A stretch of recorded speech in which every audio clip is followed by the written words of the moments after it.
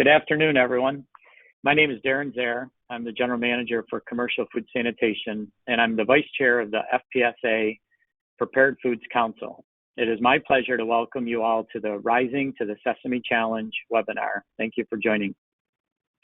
First, let me tell you a bit about FPSA, the Food Processing Suppliers Association. We're a dynamic trade association representing suppliers and service providers in the global food and beverage industry. Our mission is to support our members' success by providing networking opportunities, valuable resources, and advocating for the industry's interests. Today, we have the privilege of gathering with professionals from two of our esteemed councils, the Bakery Council and the Prepared Foods Council. Our FPSA Food Safety Network brings together experts, just like the ones you'll meet today, to address critical issues in food processing, and that's why we're here, is to talk about sesame challenges and allergens. Before we dive in, let me take a moment to extend a warm welcome to all the bakers joining us today. We truly appreciate your presence and interest in this crucial topic. Now I'd like to give a quick plug for our Process Expo VIP program. If you're eager to explore the latest innovations and connect with industry leaders, consider attending the event as a VIP. For more information, feel free to reach out to Elena Sierra, whose information will be on the slides later. Our expert panel today is a powerhouse of knowledge and experience. We have with us Nathan Mirdamadi. He's a food safety manager for Commercial Food Sanitation, Scherer, who leads the food safety division for Dennis Group, and Adam Guichard, a territory business manager and president of the Sales Advisory Council at Neogen. Together, they will be delving into the operational challenges posed by sesame seeds in food production. From sanitation to design, build, and lab testing perspectives, they'll provide valuable insights and solution considerations. We are thrilled to have all of you, and we encourage you to actively engage with our panelists during the Q&A session. And don't forget, if you're not already an FPSA member, consider joining today. As a member, you'll gain access to a global network of industry professionals, exclusive events, valuable resources, and advocacy to stay competitive in the food processing industry. Without further ado, let's get started. I'm thrilled to hand it over to our first panelist, Nathan Mirdamadi. Nathan, the floor is yours. Thanks, Aaron. Yeah, so to get started, I think what a good place to start would be kind of laying the foundation for how we got to where we are today in regards to allergens and sesame. So just a real brief overview. I'm sure many of you on the call, if not all, are aware of the regulation around sesame and around allergens. Back in 2004, the Food Allergen Label Consumer Protection Act was passed, which established the Big 8 at the time, which kind of brought the allergen regulation of labeling into place. And a lot of the practices that the industry has been using to manage allergens were kind of implemented around that time period. So then, in 2001, we had the FASTER Act, which was passed, which added sesame, becoming now the top 8, or the top 9, or the Big 9, as they're being called, the Priority 9, added sesame to the list, but then it also made the process of adding and evaluating new allergens for U.S. regulation a little bit easier for HHS. So now the reason that the regulation was put into place was because of this fact, right? So there's between 500,000 and 1.5 million Americans that suffer from a sesame allergy. Now, there's been a lot of studies that have looked at if you have somebody that's in your household that has a sensitivity to one of these allergens, what kind of impact, the total economic impact that would be.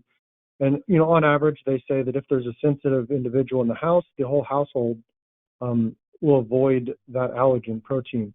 So if you kind of take those numbers out, you could say, while there's only 0.5 to 1.5 million Americans that suffer from the sesame allergy, there's a potential of 2 to maybe 6 million Americans that would be missing out on purchasing your products because the entire household will be avoiding it. Now, with that said, sesame is the 4th most prevalent allergen of the top 9. And if you can look at the graph, you'll see 6% of the items in a supermarket, which is actually quite high. If you think about all the products that are in the supermarket, 6% of them will contain some form of sesame.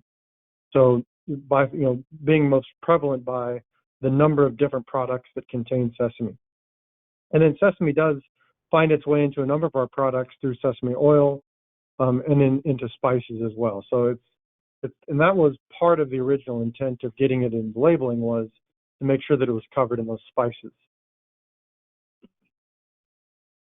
So kind of moving on, what was kind of unique about sesame is that the challenges were quite different than with the other allergens. So going into it, there was articles that I had read very early on saying that sesame was not going to be a problem for the industry.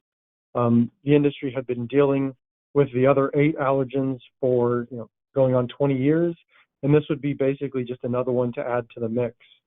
Well, and I'll go through why that ended up not being the case.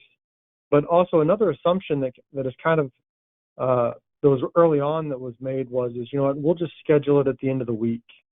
That end of week sanitation will remove the allergens, remove the sesame, and it's a good practice. But I think it also underestimated the difficulty of removing all those seeds whenever it's used in the seed form. So what has made sesame in particular more challenging is, unlike the other particulates, typically sesame will be used, as a particulate. It's very light relative to the other particulate allergens.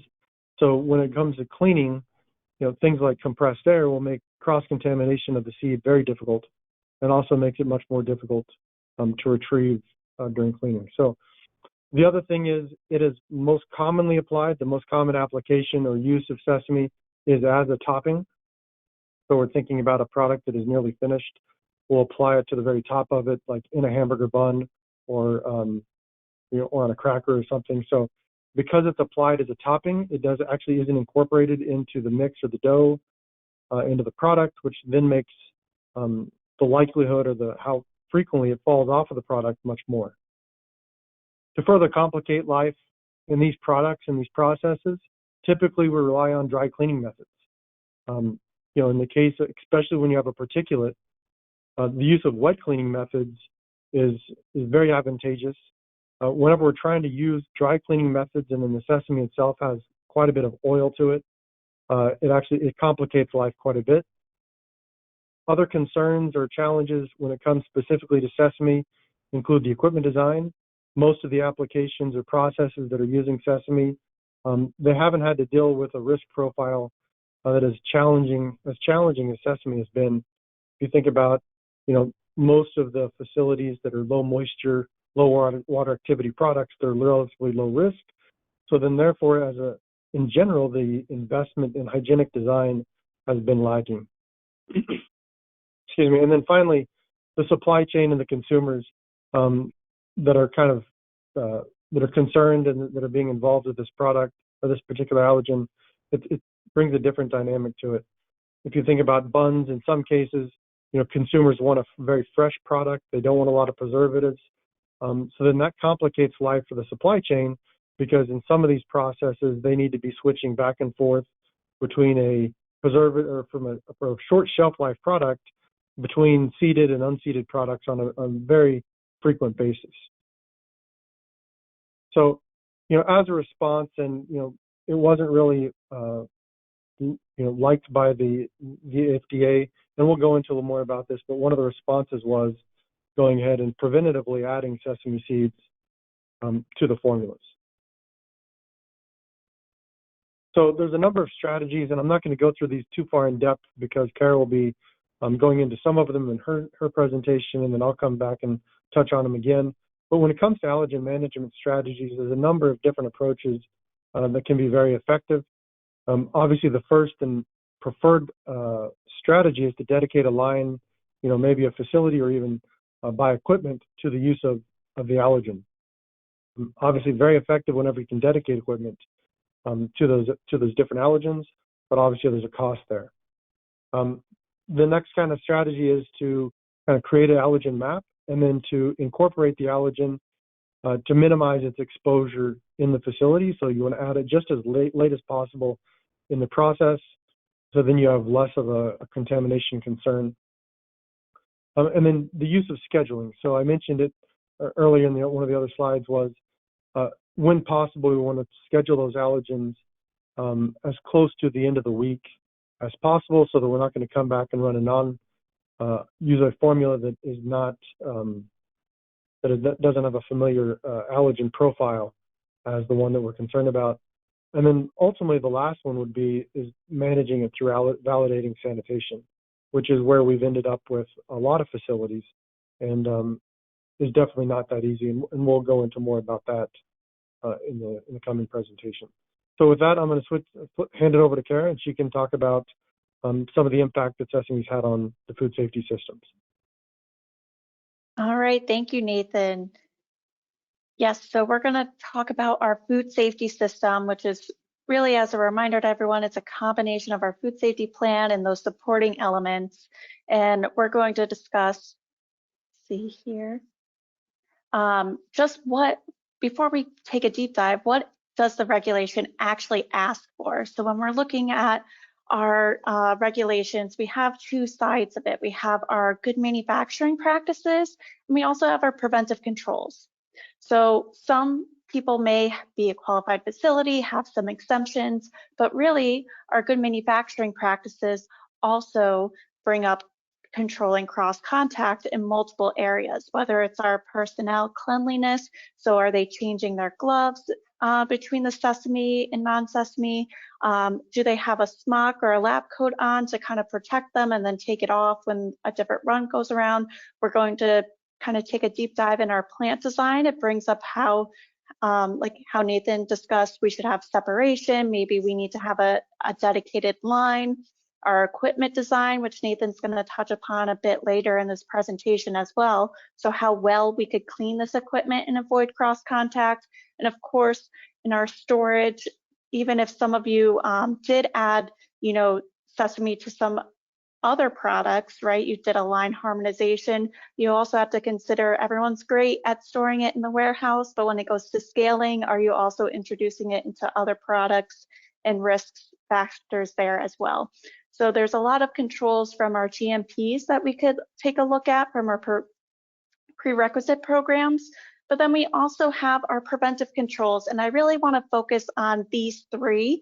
Okay, so our allergen preventive control, the regulation does call out controlling cross contact and of course labeling, right? So this could be the way that allergens flow throughout our facility, but also ensuring that we're putting things in the correct package, maybe including a vision system so we're not having any of those missed packs. Okay, and then of course sanitation preventive controls call out cross contact when it comes to the cleanliness of our equipment, our food contact surfaces, the environment, the utensils we're using, and then of course our supply chain program. So this is a new allergen for the US to label in many cases, so maybe we need to ensure that any other ingredient mixes that we're getting, we have to remember that we have to look at our approved suppliers, but also for their food safety and allergen control procedures as well. So even if you're doing a co-manufacturer or you're receiving an ingredient from somewhere, just take a look at your mixes, ensure that maybe you add sesame flour or some other pre-mixes that you weren't aware of that maybe contain sesame, so we're not putting ourselves at risk. Okay, so when it comes to the reanalysis of our food safety system, we want to take a look at what products are now containing these allergens. So I made a sample bakery here making rolls and buns, okay, and now all of a sudden we have this sesame bun that is a unique allergen to our production line. So a lot of facilities, right, they said, I know, I'm going to do line harmonization. I'm going to add maybe sesame seeds or sesame flour or oils to my production line. So then everything on this line contains the sesame allergen, right? Seems very simple, but unfortunately, as Nathan mentioned, the result was not what our lawmakers intended, right? It wasn't the intention of the law, and there has been some unfortunate backlash. So we're here to discuss some alternate options that we can do moving forward, and also some call to actions that we need to take a better look at. So what are some alternative programs and controls that we could look at? And of course, all of these come at a cost, but we also have to consider what's the ROI in relation to this. So sometimes food safety, we're always kind of told, oh, you guys are expensive, this, that, whatever, but we have to change that mindset, right? So Nathan brought up scheduling the runs, right? When are we going to run sesame buns on the schedule? Okay, so you may have been doing it the same way for so many years, but maybe there's a better way to do it now, right? Maybe we do an extended run of these buns and we actually start freezing some of them and pulling them out of the freezer as needed, right? So it's not necessarily fresh, but maybe it's an alternate method that we could look at. We also have our co-manufacturers, right? So if we're removing sesame from our facility, because we don't have that separate line, or maybe cleaning might take us too long, well, are we also gaining line time for our other SKUs? Are we going to be able to increase scales on all avenues from going to a co-manufacturer, even though there's a cost there? Okay, so we have to get with our sales team and kind of think of that. And additionally, if we do have extra equipment dedicated for our sesame runs, so maybe we just look at things that are a little bit more difficult to clean, like our seeders, our depanner belts, right? Maybe our pan cleaners, or having a separate set of pans just for sesame to make cleaning a bit easier, right? We have to look at what's the return on investment of these possibilities. And even if we did do a dedicated sesame line, right? That's a lot of money to have a brand new, production line from start to finish, right? But does that mean we could run other SKUs? So can we have other products that we can now look at? Whether you just do buns, do you do breads, maybe bagels, maybe you could start doing like an everything bun. You could start working with R&D. So if you do a dedicated sesame line, it's not just for one product, but maybe you're looking at some more premium SKUs and different outputs that you could do. So again, there's a cost, but we have to look at what some of these positives are that we could do to get that return on investment for controlling our sesame allergen, because we do want to potentially get that to that point where we're not limiting our sesame allergen consumer, but we are giving them some options. So that might be a great way for sales to say, look, we have a dedicated line. We can guarantee almost a sesame-free white bun, and here's our sesame line that's in a completely different room, right? So we have to start thinking in terms of that, and not just at the plant right now and the cost of cleaning, the cost of downtime, but we need to think of the other aspects to this as well. And then of course we have our allergen control programs, right? A lot of these will kind of come into play in your allergen management programs with prerequisite programs. But we also have to think of, do we now need a vision system, right?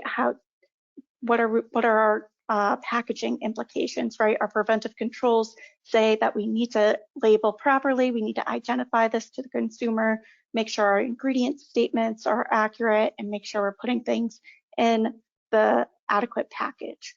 But then of course, we need to have potentially dedicated tools and storage, right? It could be a little oily and the little sesame seeds, you think they're all gone, and occasionally there's one still floating around. So maybe we have to look at storage. And then of course, maybe actually doing those internal studies. And hopefully we could talk about some of the sanitation and testing that can be done to look at how we could effectively clean sesame and actually get an appropriate time for that, and cleaning procedures down to truly get a full picture of the situation.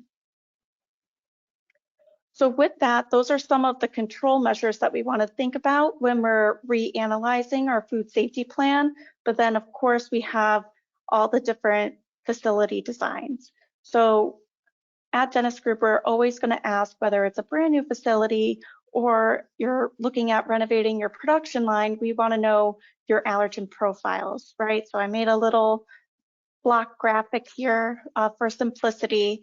So we're going to ask, well, where are we storing the sesame, right? Even those of you that did the line harmonization, where are you storing that? Okay, so even though I kind of put it in blue here, maybe you also have it in blue in your scaling room, but we need to remember that sometimes in scaling, you don't want to affect your other products that do not have sesame.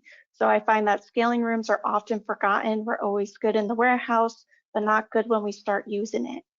So we figured out, okay, we have our sesame in the raw ingredient warehouse. Okay, we need to store that. And then we are bringing it into the oven room for our cedar, our topping application. Okay, well, now we want to know what's the path of travel. Okay, we don't want to bring sesame throughout the facility, so we're going to need an access corridor, right? And then once it gets to the oven room, it's going to travel on top of the product, like Nathan said, might fall off in some places in the cooler, and then packaging before it goes into the actual package. So we want to know, okay, how's the allergen going to travel throughout your facility?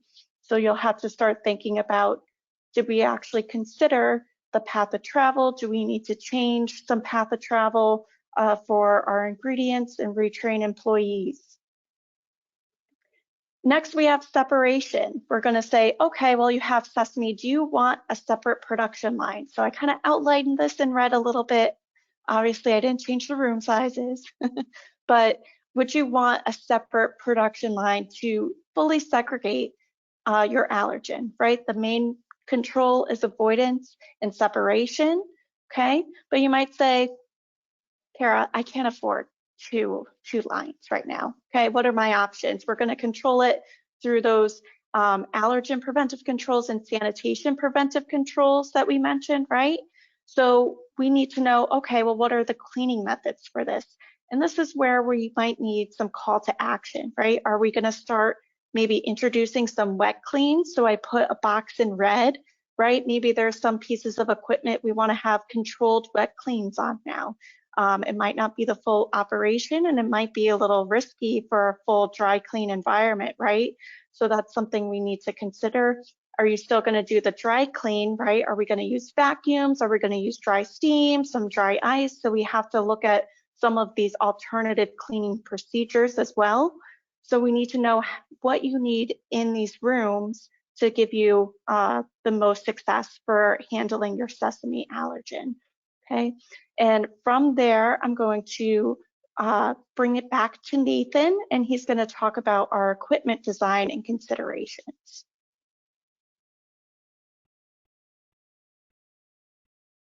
All right, thanks, Kara. Yeah, so just the overarching message when it comes to equipment design, just a few different thoughts, was first that, we need to simplify the operations, right? So right now we have, we pretty much make every single piece of equipment, and I'm kind of focusing on a little bit here on the conveyors, but there's a different belt and different conveyor for every single use. There's new technologies that allow for those conveyors to not be as specialized in their use. So, you can go from, the exit of an oven all the way into packaging with the same belt. So in simplifying operations, that also allows you to simplify the cleaning methods, right? So you can put maybe a belt washer of some type on that belt, and then you don't have to worry about all the transfer points, all the different sprockets and things like that would need to be cleaned for an allergen level. So another approach is, and this is commonly used in more high-risk products that are trying to do extended runs and speed up sanitation processes, but look at modular cleaning of equipment. So can you have a discrete piece of equipment that you can just simply swap in and out that would make cleaning or removal of the sesame, and then you're almost making that piece of equipment maybe dedicated for sesame, that discrete piece of equipment within the line. Another thought is, we definitely within the bakery space and with the low water activity space need to increase our focus on hygienic design. Without a doubt, the better that we're able to design the equipment, the faster we're going to be able to clean it and the more effective that cleaning is going to be. So there's a lot of opportunity in that space. So, and then next is, looking at dedicated equipment post-seeder. So this is one that I've commonly kind of advocated for.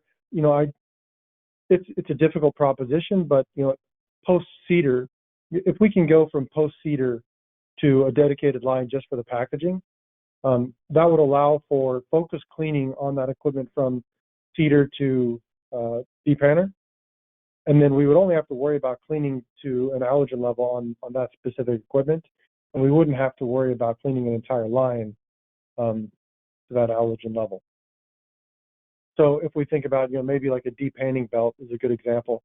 A lot of plants are going, cleaning a belt like that last picture you see there to an allergen to remove every single sesame seed is very, very challenging. And most facilities are going to just making that belt dedicated for seeded and unseeded product.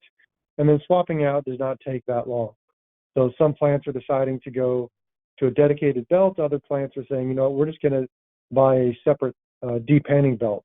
So then you would swap out the whole depanner. So just a number of different strategies on equipment. So the next one is there's definitely a need for innovation. I'm always impressed whenever I go into a manufacturing facility, just like looking at these cookies coming down the line. We've got a very innovative industry. We're able to mass produce product for hundreds of millions of Americans every year. And there's a lot of innovation that comes with that. And we need to take that innovation that we've used to make our lines efficient and apply it towards innovation and design, both on the hygiene and sanitation. I'm sure that we have the capabilities if we kind of push the envelope there. Now, another thing is, I've always been a big advocate that we need to kind of go and change our mentality to being preventative in the application or the removal of these seeds. If you go and run sesame seeds on a line for 2, 3, 4 days and then say, all right, now we're going to clean it. Well, that's removing a lot of seeds, right? So there's been developments in the application of the seeds to minimize kind of overseeding. But there's also, an approach where you could try to remove those seeds or those loose seeds as they get applied or just after they get applied. So, maybe we don't get 100% of the seeds removed during operation, but if we can get 95% of them or even 90% of those seeds removed during operations, then that's going to allow during production or during sanitation for us to go ahead and remove the residual seeds a whole lot easier. So it's all about understanding what that kind of what that spectrum of seed application is and what it's going to take to remove them. And then a final thought is to making sure that we make accessibility a serious consideration. So in a lot of bakeries, you'll see, like there's a large incline conveyor here. Well, that incline conveyor will, in many cases, go 20, 30 feet in the air with zero consideration for how that equipment is going to be cleaned. I've jokingly said that, we don't hire Spider-Man inside sanitation departments. So unless you're going to have people crawling around, working at heights, you need to either put that conveyor lower or you need to consider mezzanines for access to some of those locations. Now, with that, I'm going to switch it over to Adam, and he's going to cover sesame seed allergen testing.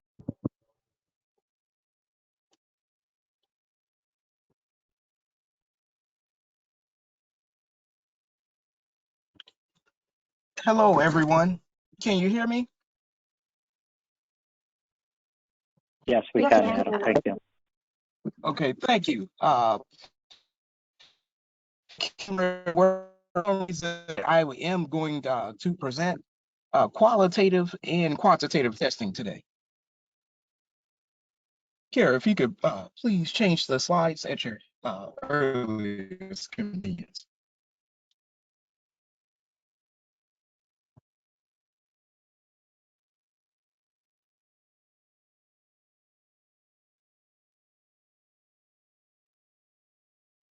Okay, all right.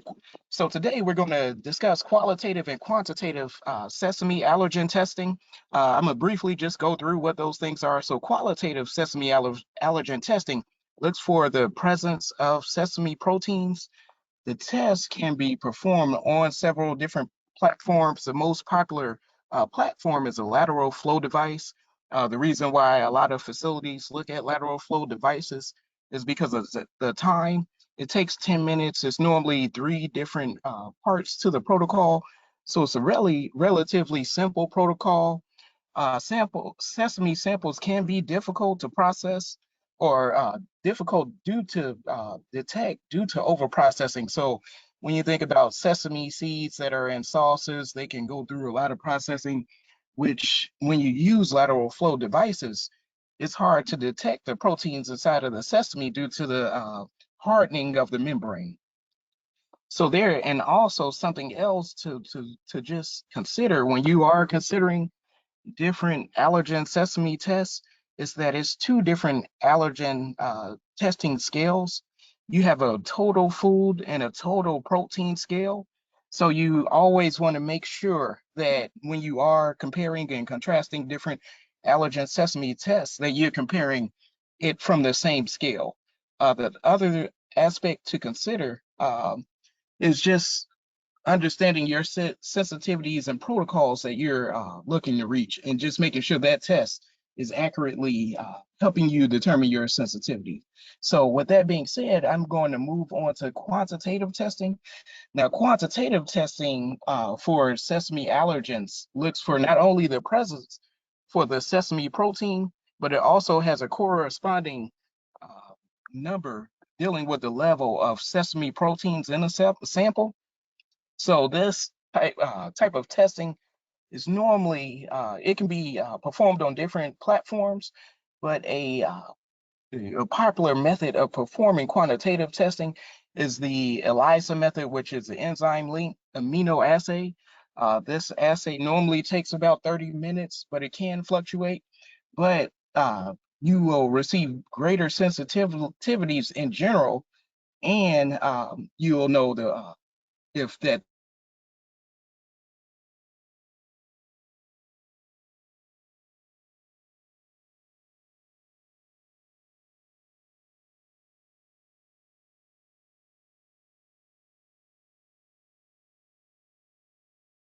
Okay, so in this slide, I just wanted to give you an example of what these tests actually look like.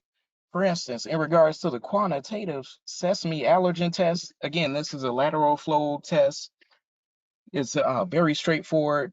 Someone that is technically or uh, I'll say not that technically inclined can very easily perform this test. And this test, again, can be performed in 10 minutes as compared to our quantitative sesame allergen test. As you can see, it's a little bit more detailed, but again, it follows the same premise that uh, I'm not going to say it's as easy as a test as a quantitative test, but it can be performed by anyone with a scientific applicant or that can be has worked in the laboratory. They can easily perform this quantitative test, and it gives you greater sensitivities. So that is my presentation. And if you have any questions or comments, please feel free to ask. Okay, thank you, Adam, Oh, very you're much for welcome. that. And on the screen now, this is the contact information for any of them. But we do have a few questions that came in, and I would encourage anybody, if you have other questions, to please submit them. You should be able to submit them through the webinar. But Nathan, this first one's for you.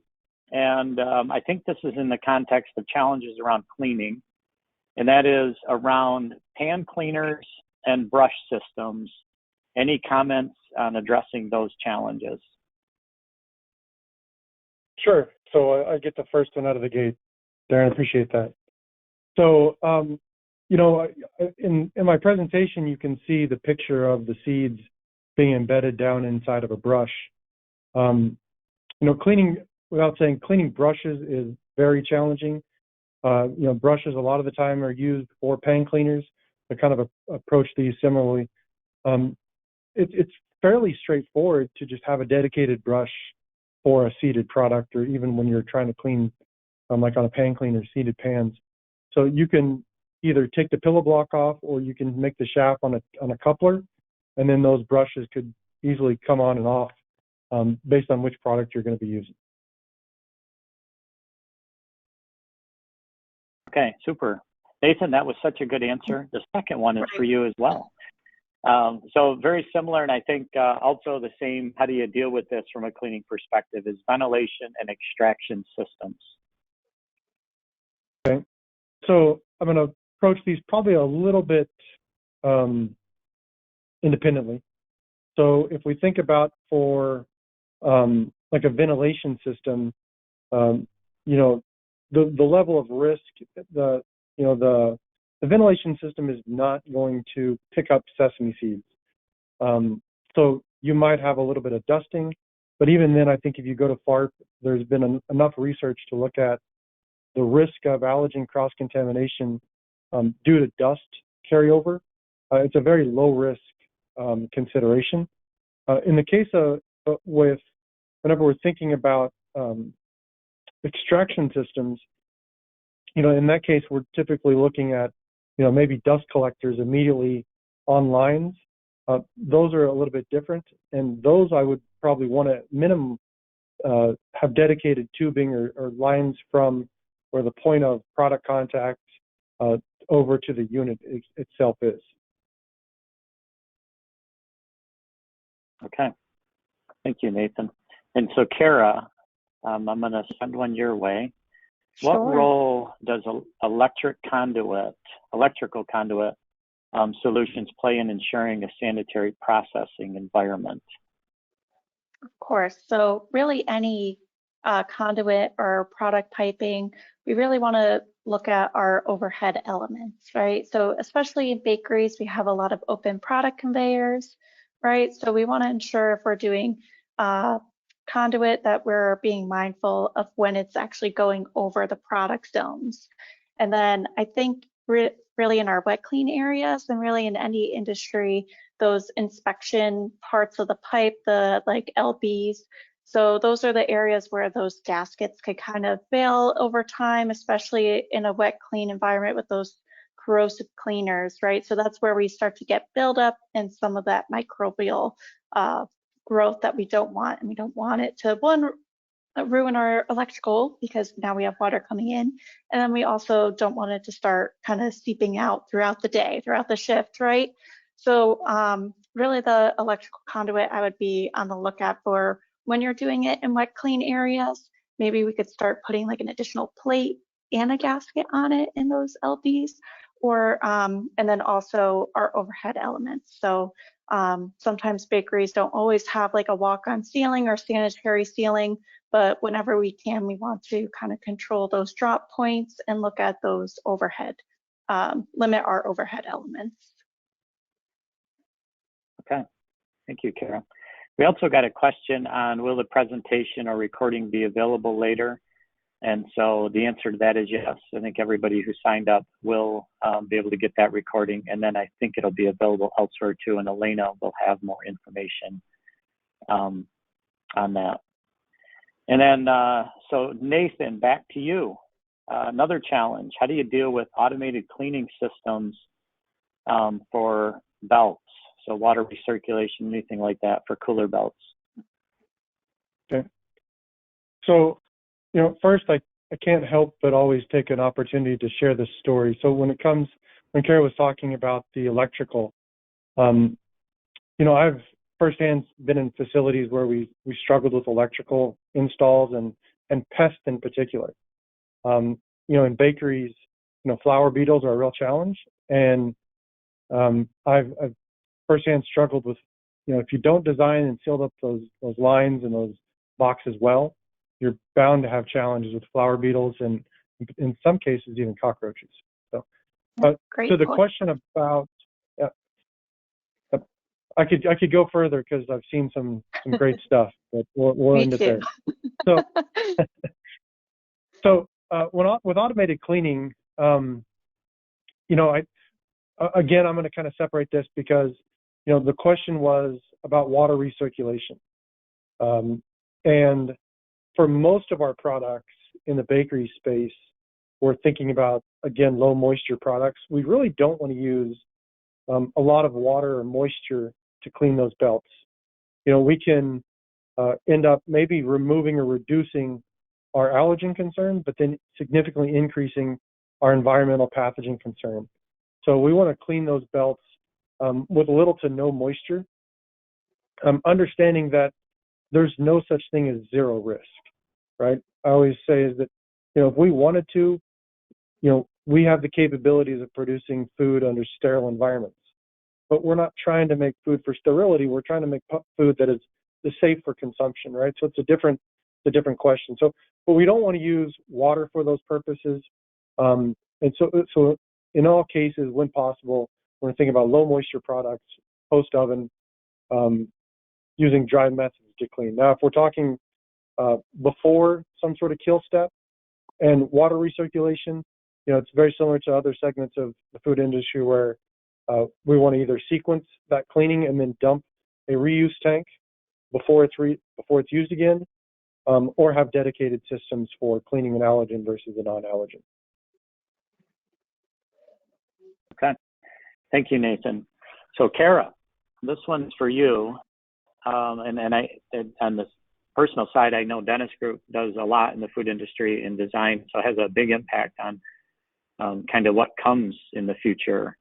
And so do you have any thoughts on what you would design, or would you design a facility different tomorrow than you did yesterday? And any thoughts on that would be welcome. Right, and the answer is not necessarily.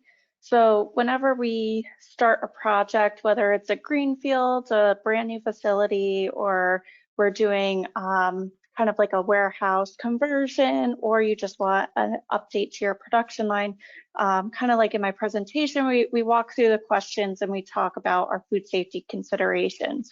So food is all we design for, it's our forefront. So we want to know, okay, what's the allergen? How do you plan to control it? How do you want to clean it? And sometimes those cleaning questions aren't really clear. They're like, well, I don't know. And it's always the soap and water, right? So like Nathan was saying, in our bakeries, right, we have a lot of dry environments that we don't necessarily want to introduce water and increase our salmonella risk, right? So with that, I really liked how Nathan brought in our module components. I think with Sesame, at least, we'll be asking if they want, the separated equipment, right? So do you want an additional seeder or topping machine? Do you want additional depanner belts? Are you going to want a different pan cleaner? Should we have different pans? So we're going to be asking about different storage areas and different separation areas. So whether there's walls around that or some sort of barrier per se, we're going to be asking those questions. I've seen bakeries where sometimes they take an air gun to kind of get some of those hard to reach areas out, but then you're getting seeds all over the place or flour all over the place, and we don't want to use our air guns like that and replace the belts and vacuums. So we need to kind of be considerate of what kind of tools we're giving our employees to succeed. So whether that is, hey, we need to get this oily substance off, we want to be able to move our cedar out, we want to wash it. Okay, well, where are we going to control wash that so water's not getting into our dry environment? So there's a lot of considerations with that, with Sesame the way that it is. So we wouldn't necessarily do a completely different production line. The layout would likely be the same, but we might be looking at maybe some diverting paths on our conveyance and our equipment to help it be a little bit more manageable for our bakery personnel.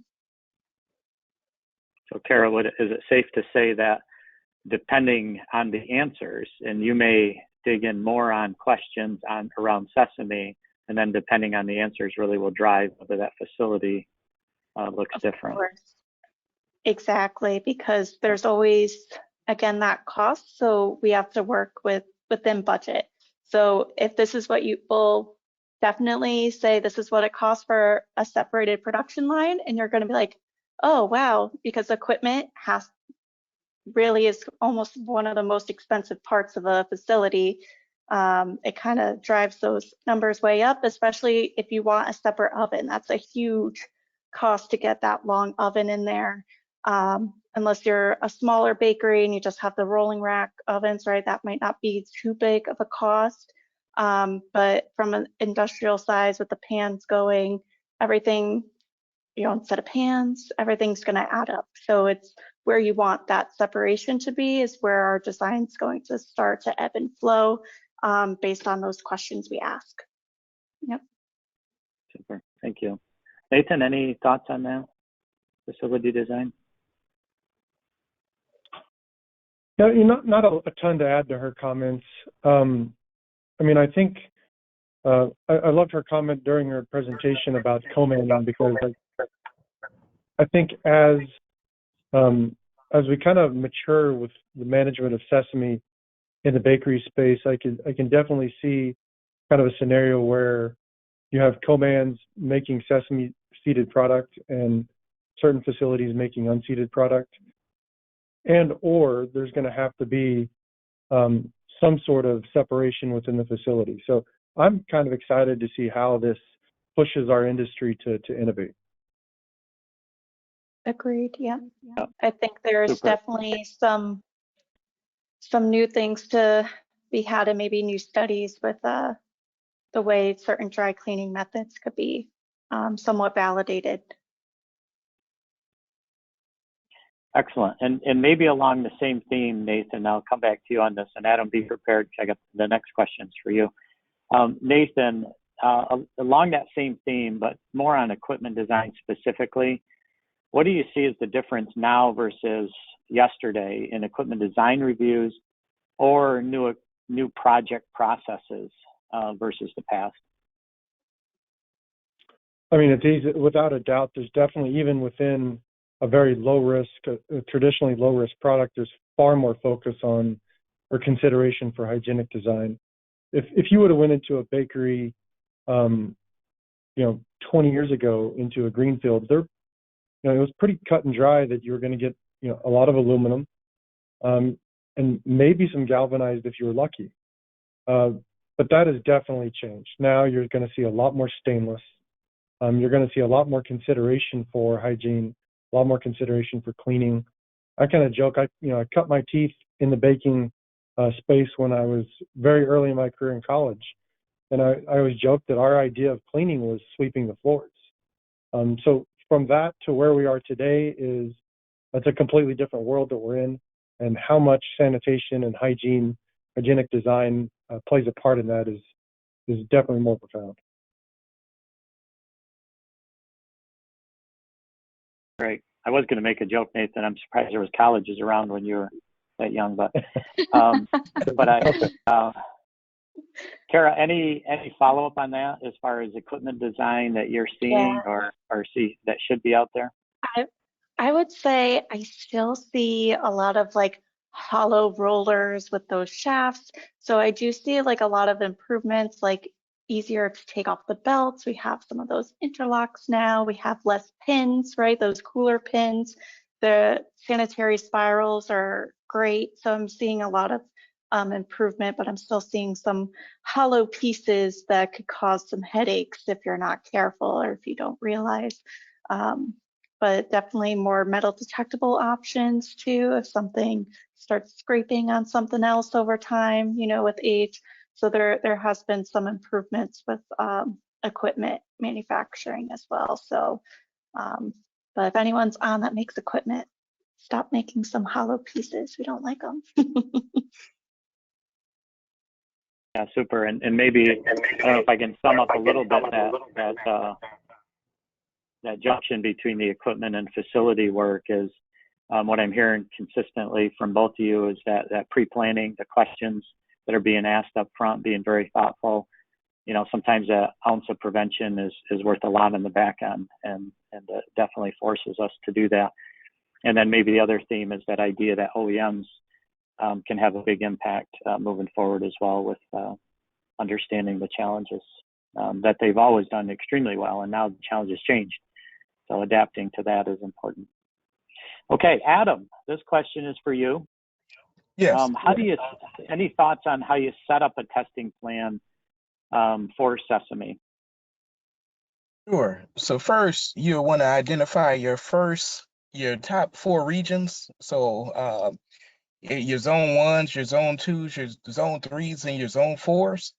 After that, you want to identify any areas that were problem sites. So if you have any problem site areas, you also want to identify those.